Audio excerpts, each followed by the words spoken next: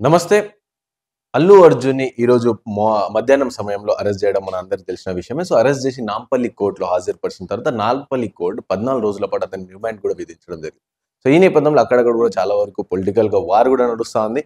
అయితే ప్రస్తుతం మనతో పాటు రామారావు ఇమ్మనేని అడ్వకేట్ గారున్నారు. సో, ఎందుకంటే ఈ 'పుష్ప' ఘటన ఏదైతే రేవతి చనిపోవడం జరిగిందో, సో, దీనిపైన కంప్లీట్ ఇష్యూ పైన కూడా ఎన్‌హెచ్‌ఆర్‌సీలో కూడా ఫిర్యాదు చేసిన సార్ ఇతను.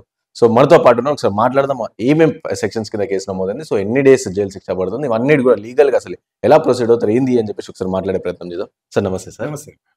Sir first of all Allu Arjun ఈ ఘటన 'పుష్ప 2' సంబంధించి ఇదంతా ఘటన గురించి దానిపైన ఎన్‌హెచ్‌ఆర్‌సీలో కూడా మీరు కంప్లెయింట్ ఫైల్ చేయడం జరిగింది. సో, దాని గురించి. వాస్తవానికి ఎన్‌హెచ్‌ఆర్‌సీలో నేను కంప్లెయింట్ ఎందుకు చేసినానంటే, పూర్తి స్థాయిలో ఎటువంటి భద్రత పోలీస్ వాళ్ళు ఏర్పాటు చేయలేదు ముందుగా. అదే విధంగా పోలీస్ వాళ్ళు లాఠీ చార్జ్ చేయడం జరిగిందప్పుడు. అయితే దానిలో పెద్ద పెద్ద ట్రస్సులు, ఒక లైటింగు, పెద్ద లైటింగు, ఒక పెద్ద ఈవెంట్‌కు సంబంధించి ఒక కాన్సర్ట్ ఎట్లయితదో అంత పెద్ద మొత్తం సెటప్ మొత్తం ఆడ చేయడం జరిగింది. అయితే లోపట ఒక 2, 3 వేల మందున్నారు. థియేటర్ కెపాసిటీ 1300 అట. అయితే లోపట ఒక 2, 3 వేల మందున్నారు. బయట ఫ్లైఓవర్ ఉంటదిగా, ఫ్లైఓవర్ కాడ ఒక 2, 3 వేల మంది బయటున్నారు. బయటున్నప్పుడు కొంతమంది టికెట్లు తీసుకొని అది బెనిఫిట్ షో అని పెట్టిర్రు. బెనిఫిట్ షోకి ముందస్తుగా అనుమతి తీసుకోవాలి.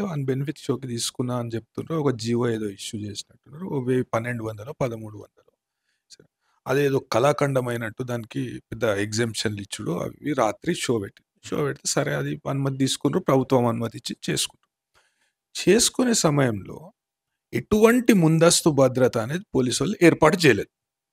ప్రాథమికంగా ఈవెంట్ పర్మిషన్ చిన్న మనం చూసినాం.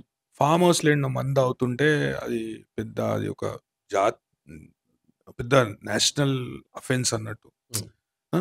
ఒక పెద్ద జాతీయ భద్రతకు సంబంధించిన విషయం అన్నట్టు. మొత్తం పోలీస్ డిపార్ట్‌మెంట్ ఏకమై పూర్తి శాతం మీడియా దాన్ని ఒక 4, 5 రోజులు దాన్ని చూపెట్టుకుంటా ఎట్లా పడితే అట్లా జరిగిన ఘటన మనకు తెలుసు. అయితే ఈ విషయంలో ఇంతమంది వస్తారు. ఒక 5, 6 వేల మంది ఆడ జమైతున్రంటే ముందస్తుగా పోలీసు వాళ్ళు భద్రత అనేది ఏర్పాటు చేయాలి. రెండవ విషయం ఏందంటే, ఇతను అల్లు అర్జున్ ఒక కాన్వాయ్‌తో వచ్చినప్పుడు ఇంటెలిజెన్స్ వ్యవస్థ ఫెయిల్ అయిందా? పోలీసు వాళ్ళకి సమాచారం లేదా? సమాచారం ఉన్నప్పుడు ఇట్లాంటి ఉద్రిక్త పరిస్థితులకు లేకుంటే తొక్కిసలాటకు కారణమైతదని పోలీసు వాళ్ళకి తెలుసు. తెలిసినా ఆయనని లోపటికి ఎందుకు అనుమతిచ్చారు? అనుమతిస్తే గూడా పోలీస్ సెక్యూరిటీతోని లోపట ఒక సెలబ్రిటీ కాబట్టి పోలీస్ సెక్యూరిటీతోని లోపట తీసుకుపోయి ఓ 2 సీట్లనో, 3 సీట్లనో లేకుంటే 5, 10 మంది ఆయన ఎంబడి వచ్చినోళ్ళను కొలిసి బౌన్సర్‌లను, గిన్సర్‌లను అందరూ మీరు బయటికి పోండ్రా ఇది న్యూసెన్స్ అయితది.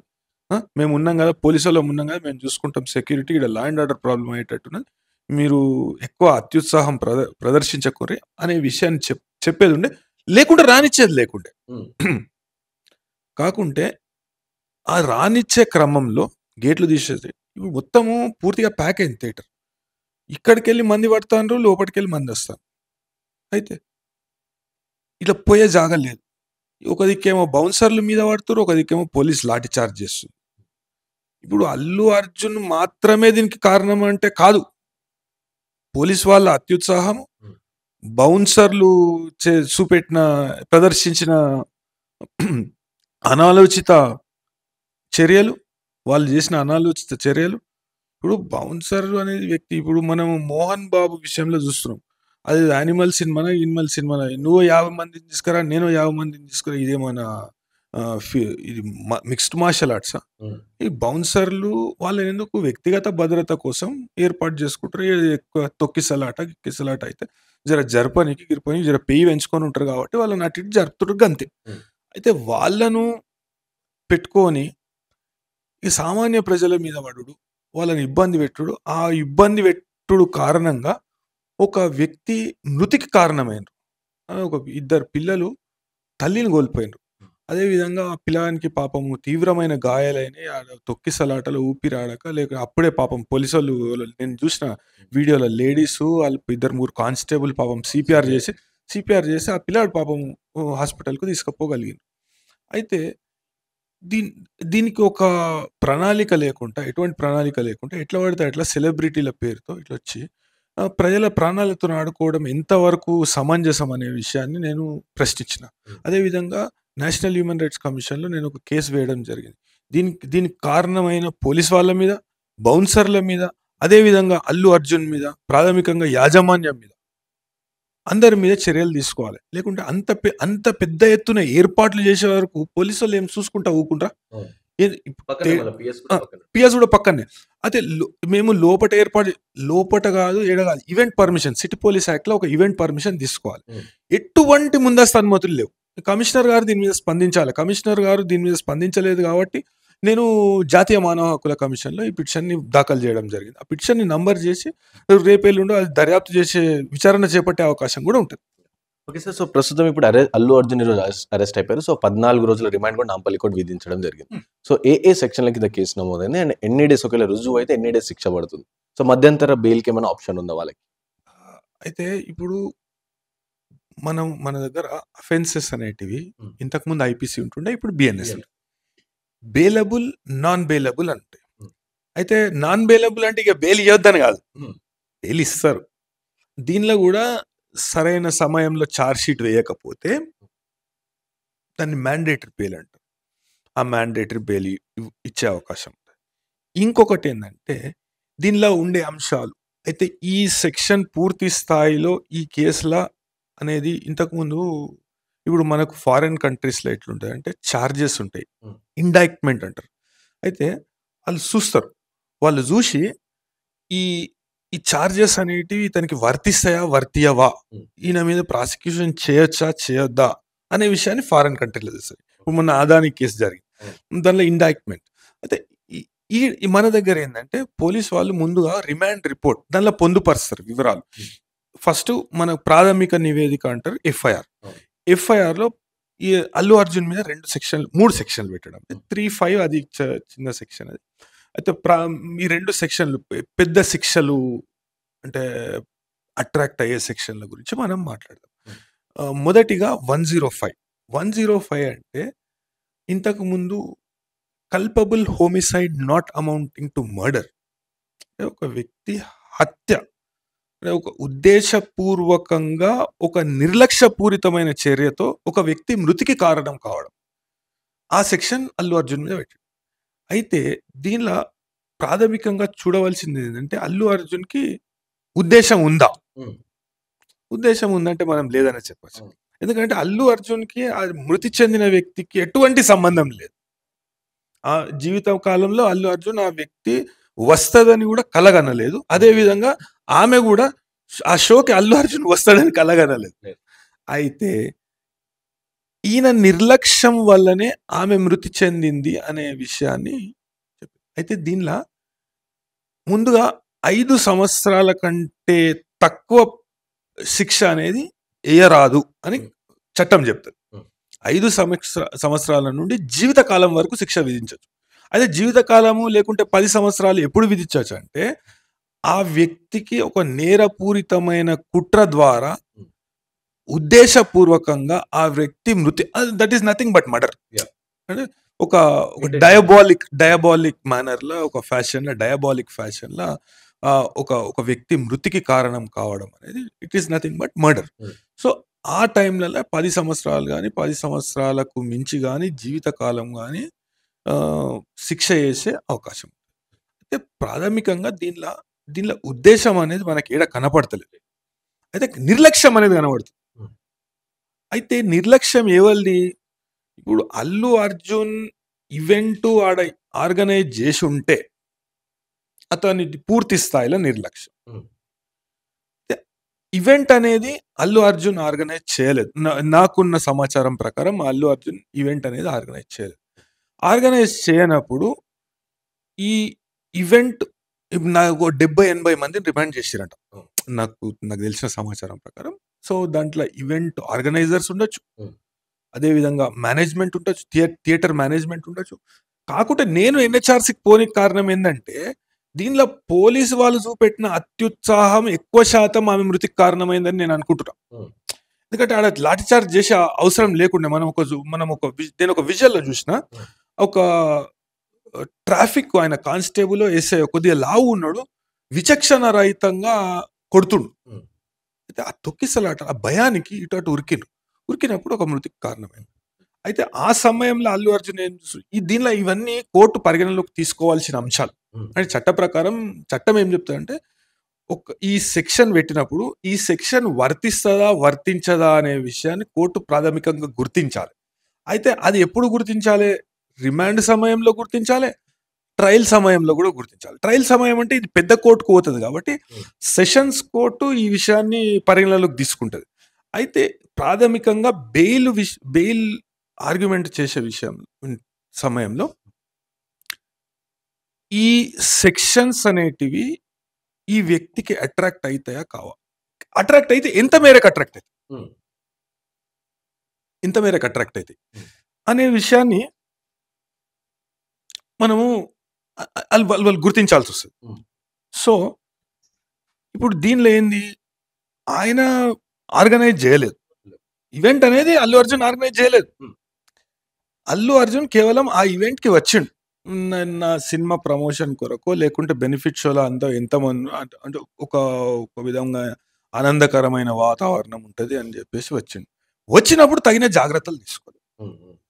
ముందస్తుగా పోలీస్ వాళ్ళకి ఇంటిమేషన్ ఇచ్చి, సార్ కొద్దిగా లా అండ్ ఆర్డర్ సిచ్యువేషన్ అనేది మీరు కొద్దిగా చూడండి సార్, ఎందుకంటే చాలా మంది ఉంటారు, అభిమానులు ఉంటారు, ఇళ్ళలు ఉంటారు, కొద్దిగా మీరు కొద్దిగా అదనపు బలగాలను కేటాయిస్తే బాగుంటదేమో అని చెప్పేసి ఒక పర్మిషన్ తీసుకొని వచ్చినుంటే ఏం ఇబ్బందే కాకపోవు, ఎవరికి ఏమి హాని జరగకపోవు, లేకుంటే ఎవరు మృతికి ఈయన కారణం కాకపోవు. అయితే దీనిలో ఉద్దేశం అయితే లేదు, మనం చూడవచ్చు, ఉద్దేశం అయితే లేదు, కాకుంటే నిర్లక్ష్యం ఉన్నది. ఇప్పుడు ఆ మృతికి ఆమె చనిపోయిందనే ఇన్ఫర్మేషన్ వచ్చినా కానీ అదే థియేటర్లో ఉండు, ఇప్పుడు నీ స్వీయ రక్షణ నువ్వు ఎందుకు వచ్చిన వాడికి, లేకుంటే నువ్వు ఒక క్లోజ్డ్ పెద్ద వెహికల్లో వచ్చేది ఉండే, వచ్చి అందరికి ఇలా చేయి చూపెట్టి లేకుంటే కలిసి వెళ్ళిపోయేది ఉండే. సినిమా షూట్లా తొక్కిసలాట అనేది ఏర్పాటు.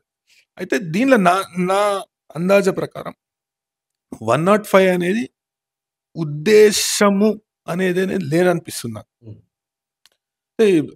సెషన్స్ బెయిల్ కాబట్టి ఇప్పుడు పీపీఎం వాదన వినిపించారంటే, అంటే మా కొలీగ్స్ ఉన్నారు వాడు కోర్టులో, వాళ్ళు చెప్తుండే పీపీఎం వాదన వినిపించారంటే మీ పరిధి కంటే మించి ఉన్నది కాబట్టి, మేజిస్ట్రేట్ కోర్టు పరిధి కంటే మించి ఉన్నది కాబట్టి మీరు రిమాండ్ని తిరస్కరించడానికి లేదు అనే విషయాన్ని గవర్నమెంట్ పీపీఆర్ చేసింది, పోలీస్ వాళ్ళు ఆర్గ్యుమెంట్ చేసి.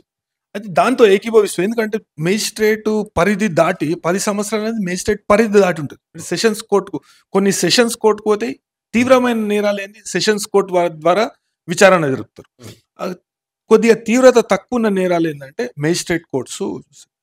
అయితే ఇప్పుడు మనకు కొన్ని కేసెస్లో డెత్ పెనాల్టీ అనేది ఇస్తారు. డెత్ పెనాల్టీ మళ్ళీ ఏంది హైకోర్టు కన్ఫర్మ్ చేయాలి, దాన్ని ఆర్టీ అంటారు. హైకోర్టు కన్ఫర్మ్ చేసినాకనే డెత్ పెనాల్టీ అనేది అమలు చేస్తారు. అయితే దీనిలో ఏంటంటే 10 సంవత్సరాలు లేకుంటే జీవితకాలం శిక్ష ఉన్నది కాబట్టి సెషన్స్ కోర్టులో ట్రయల్. ఇప్పుడు బెయిల్ వేసినా కానీ సెషన్స్ కోర్టుకు పోవాలి.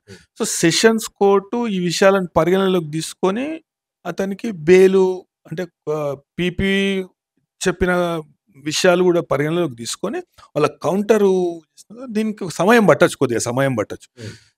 దాని తర్వాత ఈ విషయాలు అంటే ఈ నేరపూరిత ఉద్దేశం అనేది లేదు అని సెషన్స్ కోర్టుకు అనిపించినప్పుడు తొందరగా బెయిల్ ఇచ్చే అవకాశం ఉంటుంది. లేకుంటే ఇక మళ్ళీ కొద్దిగా టైం తర్వాత, అదేవిధంగా ఇప్పుడు ఇలా హైకోర్టు మేము జోక్యం చేసుకోరాదు ఈ టైంలో, ఎందుకంటే ఆల్రెడీ రిమాండ్ అయిపోయింది కాబట్టి మేము జోక్యం చేసుకోరాదు అనే విషయాన్ని హైకోర్టు చెప్పింది.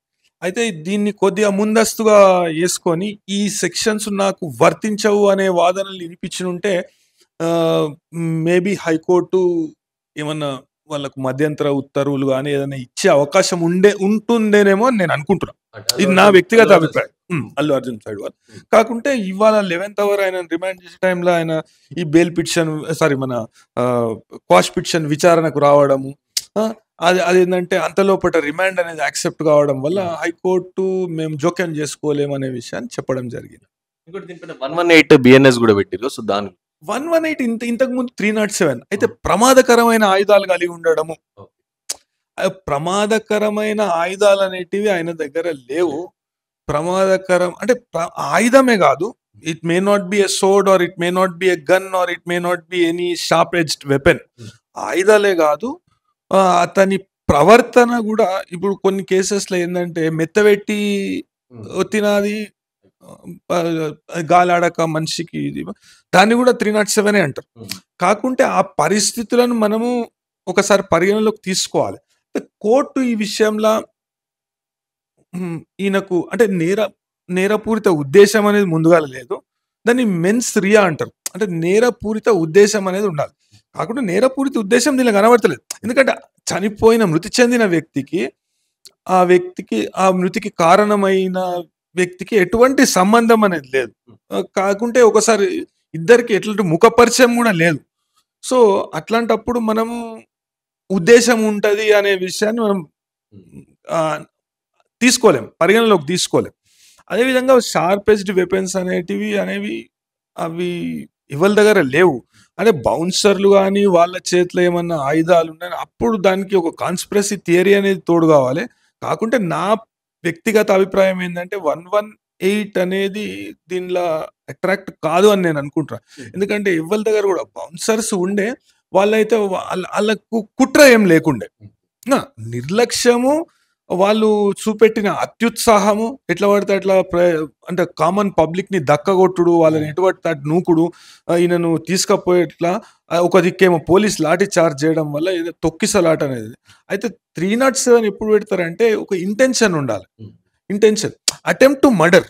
అయితే ఒక వ్యక్తిని చంపే ఉద్దేశంతో అతని మీద దాడి చేయడము, పదునైన ఆయుధంతో దాడి చేయడము, లేకుంటే ఇంకా వేరే ఏదైనా ఆయుధంతో దాడి చేయడము, లేకుంటే జంతువుల ద్వారా దాడి చేయడం. జంతువులు కూడా లేదు.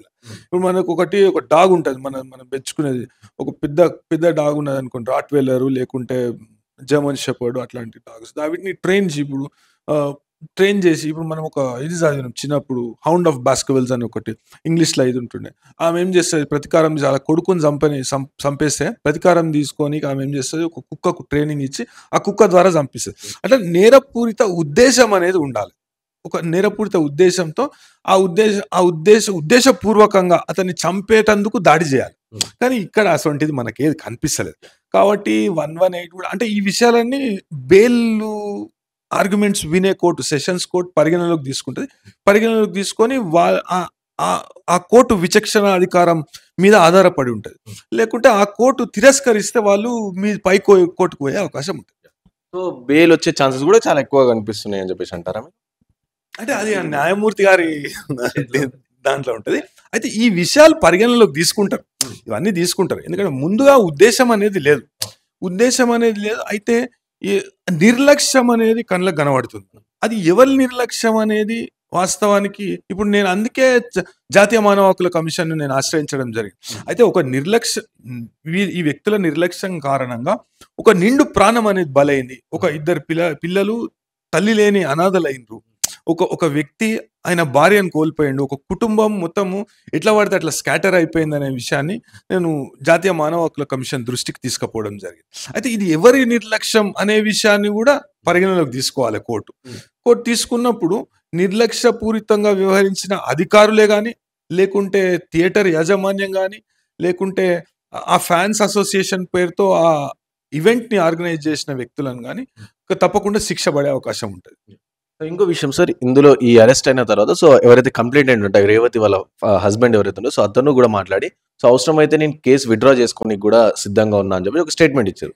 సో అతను ఒకవేళ కేసు విత్డ్రా చేసుకుంటే ఈ కేసు అనేది ఏమైనా డిస్మిస్ కానీ అట్లా ఏమైనా ఆప్షన్ ఉంటుంది? అయితే దీనిలో compoundable offences, non compoundable offences. ఇప్పుడు మన దగ్గర ఏంటంటే we follow adversarial theory of criminal trial. ఏంటంటే ఒక వ్యక్తికి ఇప్పుడు మనం కొన్ని దేశాలలో చూస్తాం, ఇస్లామిక్ రాజ్యం ఉన్న దేశాలలో చూస్తాం షరియాత్. దానిలో ఏంటంటే ఇప్పుడు ఒక వ్యక్తి చంపబడినా కానీ దాన్ని బ్లడ్ మనీ అంటారు. చంపబడినా కానీ వాళ్ళకు సంబంధించిన వ్యక్తులు అంటే కుటుంబ సభ్యులు, నేను వీళ్ళకు క్షమాభిక్ష పెడుతున్నా కానీ నాకు పరిహారంగా ఇన్ని పైసలు కావాలి అనే విషయాన్ని ప్రభుత్వానికి లేకుంటే అక్కడున్న కోర్టులో కానీ చెప్తే ఆ వ్యక్తి ఇచ్చుకునే పరిస్థితిలో ఉంటే ఆ వ్యక్తిని విడిచిపెడతారు. అయితే మన కాడేందంటే ప్రాసిక్యూషన్ ఎవరు చేస్తారు? ప్రభుత్వం చేస్తది. ప్రాసిక్యూటింగ్ డ్యూటీ అనేది ప్రభుత్వంకు మన రాజ్యాంగం ద్వారా కల్పింపబడ్డది. అది ఒక పవిత్రమైన బాధ్యత. హ్మ్. అందరికీ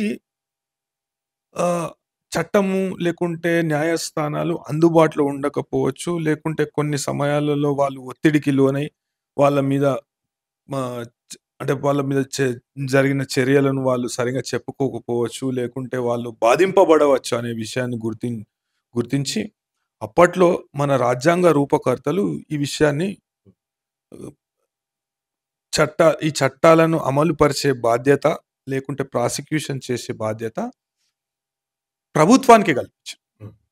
అయితే ఈయన కాంపౌండబుల్ అఫెన్స్ అనే పరిధిలోకి వస్తే ఇంతకుముందు ఇప్పుడు 337 ఇంతకుముందు 337 ఒక బండి ర్యాష్ అండ్ నెగ్లిజెంట్ డ్రైవింగ్ చేస్తాం. ఒక వ్యక్తి మృతి చెందుతాడు.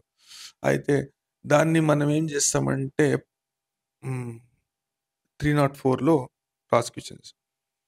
అయితే 304 అనేది కాంపౌండబుల్. మళ్ళీ పార్ట్ 2 కాంపౌండబుల్ అఫెన్స్ కాదు. ఓకే. అయితే యాక్సిడెంట్ హ్మ్. అతని అదే అదే అతను తాగి ఉంటే హ్మ్. లేకుంటే అతను ఉద్దేశపూర్వకంగా చేస్తే అది కాంపౌండబుల్ కాదు. హ్మ్. దాని మీద ఆధారపడి ఉంటుంది. అయితే ఇప్పుడు 118 కాంపౌండబుల్ కాదు. హ్మ్. అదే విధంగా 105 కూడా కాంపౌండబుల్ కాదు. సో, ఈ విషయం ఉన్నత న్యాయస్థానం పరిధిలో ఉంటది. కొన్ని సమయాలలో ఏందంటే చట్టము వీటిని కాంపౌండింగ్‌కి అంగీకరించకున్నా ఇగ ఈ ప్రాసిక్యూషన్ అనేది చేయడం it is a futile exercise. Ultimately మనము ఒక వ్యక్తిని ప్రాసిక్యూట్ ఎందుకు చేస్తామంటే to bring him to justice. హ్మ్. అంటే న్యాయం కావాలి. చట్టంలో ఉన్న విభిన్నమైన అంశాలను పరిగణనలోకి తీసుకొని అతనికి శిక్ష పడాలి. బాధింపబడ్డ వ్యక్తికి న్యాయం కావాలనే విషయాన్ని మన చట్టాలు చెప్తాయి. హ్మ్. అయితే దీనిలో బాధింపబడ్డ వ్యక్తి ఎవరు? హ్మ్. వాళ్ళకి ఎంత బాధ కలిగింది? ఇతన్ని ప్రాసిక్యూట్ చేస్తే ఆ బాధింపబడ్డ వ్యక్తికి న్యాయం జరుగుతదా? హ్మ్. లేకుంటే ఒక పరిహారం ఇస్తే ఆయనకి న్యాయం జరుగుతదా? అనే విషయాలను గూడా పరిశీలించి దీన్ని క్లోజ్ చేసే అధికారం హ్మ్. హైకోర్టుకుంటది. హ్మ్. హైకోర్టు పరిధిలో ఉంటది. కింది కోర్టుల పరిధిలో ఉంటది. అయితే ఈ ప్రక్రియ మాత్రం ఆగదు. హ్మ్. ఆయన మీద చార్జ్‌షీట్ ఎయడం గాని, లేకుంటే ఆయన బెయిల్ తీసుకోవడం గాని, లేకుంటే దాని తర్వాత జరిగే విట్‌నెస్‌లను ఎగ్జామిన్ చేయడం, ఆర్గ్యుమెంట్సు లేకుంటే దాని మధ్యలో వాళ్ళు డిశ్చార్జ్ పిటిషన్ ఏసుకోవడమో, లేకుంటే ఇంకా వేరే చేయడమో, ఈ చర్యలు మాత్రం ఆగవు. అయితే కాంపౌండబుల్ కాకున్నా గాని కొన్ని ప్రత్యేక సమయాలలో హ్మ్. సుప్రీం కోర్ట్ చెప్పింది. కొన్ని ప్రత్యేక సందర్భాలలో హైకోర్ట్‌కు ఆ పవర్ అనేది ఇవ్వడం జరిగింది. అధికారం అనేది ఇవ్వడం జరిగింది. హ్మ్. సో, మనం వేచి చూడాలి. ఇప్పుడైతే అది మనం చెప్పలేము. ఒకవేళ పరిగణలోకి తీసుకొని ఆహ్, సరైన న్యాయం ఈ కేసు తీసేస్తేనే వాళ్ళకు సరైన న్యాయం జరుగుతది అనే విషయాన్ని కోర్టు అనుకుంటే చేయొచ్చు అట్లా. So, okay sir. 'Allu Arjun' గురించి క్లారిటీ వచ్చింది. సో, ఇప్పుడొకసారి మనం 'మోహన్ బాబు' విషయాన్ని కూడా చూసుకుంటే, అతను కూడా సేమ్ ఆల్‌మోస్ట్ ఇలాంటిదే. సో, అతను ఇష్యూస్ అతని పర్సనల్ ఫ్యామిలీ ఇష్యూస్ పైన ఒక రిపోర్టర్ దాని గురించి వెళ్తే, సో, దానిపైన అతని పైన కూడా ఆహ్, ఎ త్వరలోనే అరెస్ట్ కాబోతున్నారు అని చెప్పేసి బయట కూడా వచ్చింది. సో, అతని కేస్ మీరు ఒకసారి చూసిర్రా? చూస్తే ఇప్పుడు ఏమనిపించింది? 'మోహన్ బాబు' గారి విషయంలో నేను ఒకటే చెప్పదలుచుకున్నా. ఇంతకుముందు కూడా నేను చెప్పాను. హ్మ్. ఒక జర్నలిస్ట్‌పై దాడి చేయడం అనేది చాలా అమానుషమైన చర్య. దీన్ని పూర్తి శాతంగా మేము ఖండిస్తున్నాం. అదే విధంగా ఏ విధంగానైతే న్యాయవాదుల రక్షణ చట్టం అనే చట్టాన్ని ఏర్పాటు చేయమని చెప్పేసి మేమందరం న్యాయవాదులు పోరాడుతున్నాము. హ్మ్. అదే విధంగా జర్నలిస్టులు వృత్తిపరంగా ఎన్నో ఇబ్బందులను, సవాళ్ళను ఎదుర్కొంటున్నారు. వాళ్ళకి గూడా ఇట్లాంటిది ఒక చట్టం ఏర్పాటు చేస్తే బావుంటది. ఆ విషయం పై ప్రభుత్వం దృష్టి సారించాలని నేను కోరుకుంటున్నాను. అయితే దీనిలో ఏం జరిగింది మనం చూడవచ్చు. మనం ఎన్నో సామాజిక మాధ్యమాలలో లేకుంటే మీడియాలో వచ్చిన వీడియోస్ చూస్తే ఎటువంటి ప్రొవకేషన్ లేకుండా అంటే ఈ ఆ జర్నలిస్ట్ ఆయనను అడగరాని మాట ఏమి అడగలే. ఆ! అదే విధంగా ఎటువంటి ప్రొవోకేటివ్ స్టేట్మెంట్ చేయలేదు. ఆయన గురించి తప్పుగా కూడా మాట్లాడలేదు. అది ఇంకొకటి ఆయన అయ్యప్ప మాలేసుకొని. రంజిత్‌ని అట్లా కొట్టుడు అనేది చానా ఘోరం అది. ఇప్పుడు ఆయనకు ఆయన ఇంటికి ఆయన ఏమంటాడు, మీడియా అసందర్భంగా ఏవో రాస్తుంది. కల్పిత విషయాలు రాస్తుంది. లేకుంటే ఒకటి చెప్తే ఒకటి రాస్తుంది అనే విషయాన్ని ఆయన అంటుండు. పదే పదే అది దొరాయిస్తుండు. మీడియా ఆడ జరిగిన విషయాలను ఇయాల దినము సాంకేతికత అనేది చాలా అభివృద్ధి అయింది. ఇయాల దినము ఈడ జరిగినది ఒక సెకండ్‌లల్లా ఒక ఫారిన్ కంట్రీ‌లో తెలుస్తుంది. ఏమున్నా గాని ఒక సెల్ ఫోన్‌లో వీడియో తీసుకున్నది ఒక పెద్ద న్యూస్ అయితుంది ఇయాల దినం. ఇంతకు ముందు లెక్క లేదు. అయితే ఆళ్ళేం జేసిర్రు, ఆడ జరిగిన విషయాన్ని మాత్రమే రిప్రజెంట్ జేసిర్రు. అది ఇప్పుడు వాళ్ళ వ్యక్తిగతంగా ఏం జరిగిందో, ఏం జరగలేదో అని మనకు అనవసరమైన విషయం అది. వాళ్ళ ఇంట్లల్ల ఏం వాళ్ళ అయ్య కొడుకులు కొట్లాడుకుర్రో, లేకుంటే ఈయన ఆయనని తిట్టిండో, ఈయన ఆయనని కొట్టిండో, ఈయన పోయి కంప్లెయింట్ పెడతాడు. ఇవి ఇయ్యాల విచారణకు వచ్చింది. అయితే నేను ఆ సమయంలో అదే కోర్ట్‌లో ఉంటి నేను. నావి వేరే కేసులుంటే అదే సమయంలో ఆ కోర్ట్‌లో ఉంటి. అయితే జడ్జి గారు లక్ష్మణ్ గారి దగ్గరికి వచ్చింది. లక్ష్మణ్ గారు ఒకటే మాట అన్నారు. ఈ ఈ 118 అనే సెక్షన్ పెట్టిర్రు గదా! 118 అనే సెక్షన్ పెట్టినప్పుడు గాయాలనేటివి జరిగినాయా? పరస్పర ఫిర్యాదులు ఇచ్చుకుర్రా లేదా? అనే విషయాన్ని ఆయన అడగడం జరిగింది. ఇచ్చుకుర్రు. దాన్ని వాయిదా ఏసిర్రు. మధ్యంతర ఉత్తర్వులు ఇయ్యమంటే ఇయ్యలేదు ఆయన. వాయిదా ఏసిర్రు. అయితే దీనిలో ఒక్క విషయం మనం గమనించాలి. మోహన్ బాబు గారి ఇంట్లోకి వచ్చిన జర్నలిస్ట్‌లను మనోజ్ ఉండి లోపలికి తీసుకొచ్చిండనే విషయాన్ని జర్నలిస్టులు వాళ్ళ ఫిర్యాదులో చెప్పిర్రు. ఈ ఎవరో నవీన్ కుమార్ అనే వ్యక్తి ఫిర్యాదు ఇచ్చిండు. అదేవిధంగా రంజిత్ అనే వ్యక్తి గాయపడ్డాడు. రంజిత్ అనే జర్నలిస్ట్ గాయపడ్డాడు. అయితే దానిలో గూడా ఈ అంశం ప్రస్తావనలోకొచ్చింది. అంటే ఇది ఒక ఆయుధమా? ఒక లోగో అనేది ఆయుధమా? అంటే 100% ఆయుధమే. ఇప్పుడు దాంతోని కొడితే ఒక వ్యక్తి మృతి చెందే అవకాశం ఉంటది. అయితే ఆయనకు ఆ ఉద్దేశం లేకుండే, ఇది లేకుండే, అది లేకుండే అంటే కరెక్ట్ కాదు. మీరు చూడవచ్చు. ఇప్పుడు ఆయనకు నాకు బీపీ లేసింది, లేకుంటే నన్ను అడగరాని ప్రశ్న అట్లాంటివి ఏం జరగలేదు ఆడ. అయినా నీకు బీపీ లేస్తే ఇప్పుడు ప్రజలు తిరుగుబాటు చేస్తే ప్రజలు ఊరుకుంటారా? తెలంగాణ సమాజం ఊరుకుంటదా? గిట్లనే కొడతారా? అది పద్ధతి కాదు. ఏమన్నా పోలీసులకు చెప్పేదుండే. సార్ నా ఇంట్లో జర్నలిస్టులు వద్దు. నా కొడుకు వచ్చిండు. ఆయనకు నాకు జర మనస్పర్ధలున్నాయి. మేము లోపలికి పోయి మాట్లాడుకుంటాము. జర్నలిస్టులు ఎందుకు నువ్వు తుపాకీ తీస్తావు, నువ్వు తుపాకీ అదేదో సినిమాలో చూపెట్టినట్టు అదేంది యానిమలా? ఈడో 50 మంది బౌన్సర్లు, ఆడో 50 మంది బౌన్సర్లు ఇద్దరు కొట్లాడు ఏంది? ఒక పద్ధతి ఉండాలి. ఇప్పుడు ఆయన ఒక పెద్ద మనిషి, సమాజంలో ఒక పెద్ద మనిషి. పిలవాలి, పోలీసు వాళ్ళని పిలవాలి. ఏసీపీ గారు ఉన్నారు, ఆడ చాలా మంది పోలీస్ అధికారులు ఉన్నారు. సార్ ఇట్లా నా ఇంట్లో లా అండ్ ఆర్డర్ ప్రాబ్లం అవుతుంది. నా ఇంట్లోకి జర్నలిస్టులు రావద్దు సార్, ఇది మాకు గోప్యమైన విషయం, మేము ఇంట్లో కూర్చొని మాట్లాడుకుని నా కొడుకు పిలిచేయండి, ఇది నా ఇల్లు, నా ఇంట్లోకి ఎందుకు వచ్చిర్రు, వాళ్ళకి ఎటువంటి అధికారం లేదు అనే విషయాన్ని ఆయన చెప్పి ఉంటే పోలీసు వాళ్ళు మీరు బయటకు పోండి, మీరు ఏమైనా ఉంటే మీరు వ్యక్తిగతంగా ఆయనతో ఇంటర్వ్యూ తీసుకోండి, లేకుంటే ఆయనతో మాట్లాడుకోండి అనే విషయాన్ని చెప్తుండే. అట్లా కాకుండా వాళ్ళ మీద దాడి చేసుడు అనేది చాలా తప్పు. ఈ విషయంలో పోలీసు వాళ్ళు తీసుకున్న చర్యలు చాలా సమర్థనీయం.